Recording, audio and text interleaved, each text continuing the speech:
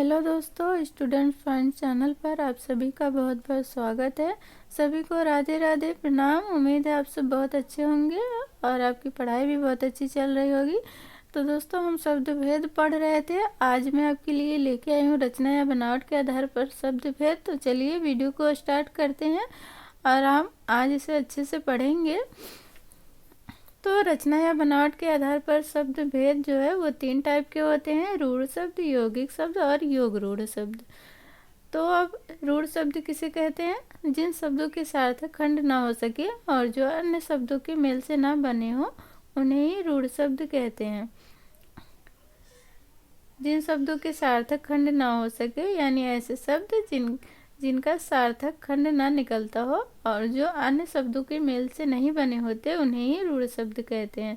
जैसे चावल, दिन, घोड़ा, मुंह आदि। दोस्तों, इसे पहचानने का क्या तरीका है? जैसे हम यहाँ पे चावल है तो इसका संधि विच्छेद करेंगे, चा प्लस वल। तो चा प्लस वल यानी चा का कुछ भी अर्थ नहीं होगा, वल का भी कुछ भी अर्थ नहीं होगा, तो इसका कोई भी सार्थक खंड नहीं निकल रहा, तो ये रूढ़ शब्द होगा। और दूसरा है दिन, इनका भी कोई सार्थक खंड नहीं निकलेगा, घोड़ा, मुंह आदि। तो ये दोस्तों, ये पूरे में तो अर्थ जो होता है इनका सार्थक होता है, लेकिन अगर हम इनका संधि विच्छेद करेंगे तो इनका सार्थक खंड नहीं निकलेगा। तो ऐसे इस शब्द को रूढ़ शब्द कहते हैं। दूसरा है यौगिक शब्द। यौगिक का अर्थ है मेल से बना हुआ। जो शब्द 2 या 2 से अधिक शब्दों से मिलकर बनता है उसे ही यौगिक शब्द कहते हैं। तो यानी रूढ़ शब्द में सार्थक खंड नहीं निकल रहा था, यौगिक में निकलता है। यह यौगिक शब्द 2 या 2 से अधिक शब्दों से मिलकर बनते हैं। जैसे उदाहरण देखेंगे, जैसे है विज्ञान, विद्यालय, राजपुत्र, सामाजिक। तो यहाँ पे विज्ञान है, अगर हम विज्ञान का संधि विच्छेद करके देखेंगे, वी प्लस ज्ञान, तो वी का अर्थ होता है विशेष, ज्ञान का अर्थ होता है ज्ञान यानी विशेष ज्ञान। विद्यालय, विद्या प्लस आलय, विद्यालय। राजपुत्र, राज प्लस पुत्र, तो इनका सार्थक अर्थ निकल रहा है ना। सामाजिक, समाज धन इक, तो यानी सामाजिक। तो ऐसे शब्द जिनका सार्थक अर्थ निकलता हो और 2 या 2 से अधिक शब्दों से मिलकर बने होते हैं तो उन्हें ही यौगिक शब्द कहते हैं।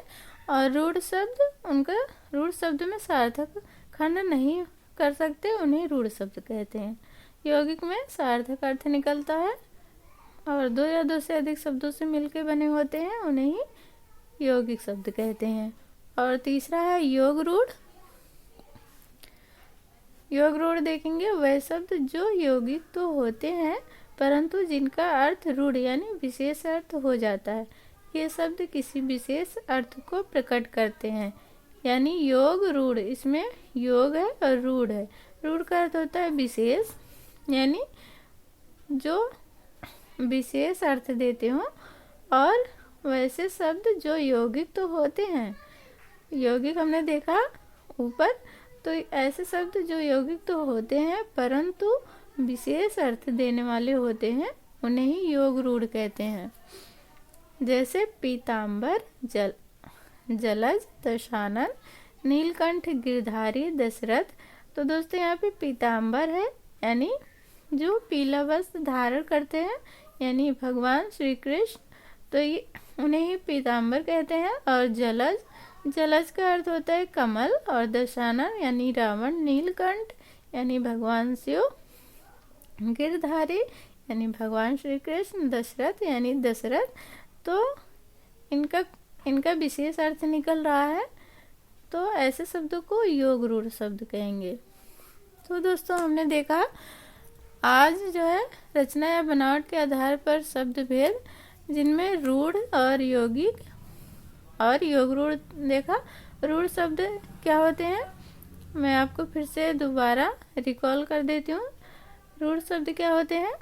ऐसे शब्द जिनका सार्थक अर्थ यानी सार्थक खंड या अर्थ ना निकलता हो, उन्हें ही सार्थक खंड ना निकलता हो उन्हें ही रूढ़ कहेंगे। और यौगिक शब्द, इनमें यौगिक शब्द का सार्थक खंड निकलता है और दो या दो से अधिक शब्दों से मिलके बनते हैं। और योग रूढ़, योग का अर्थ होता है ये यौगिक तो होते हैं, परंतु रूढ़ का अर्थ होता है विशेष अर्थ देने वाले, यानी यौगिक तो होते हैं परंतु ये विशेष अर्थ देते हैं, तो ऐसे शब्दों को योग रूढ़ कहते हैं। तो दोस्तों आज हमने देखा रूढ़, यौगिक और योग रूढ़।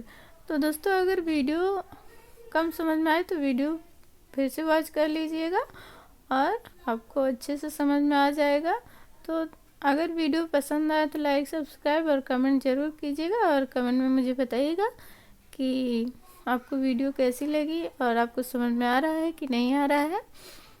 तो दोस्तों आज के लिए इतना ही, तो मिलते हैं अगली वीडियो में। तो सभी को राधे राधे।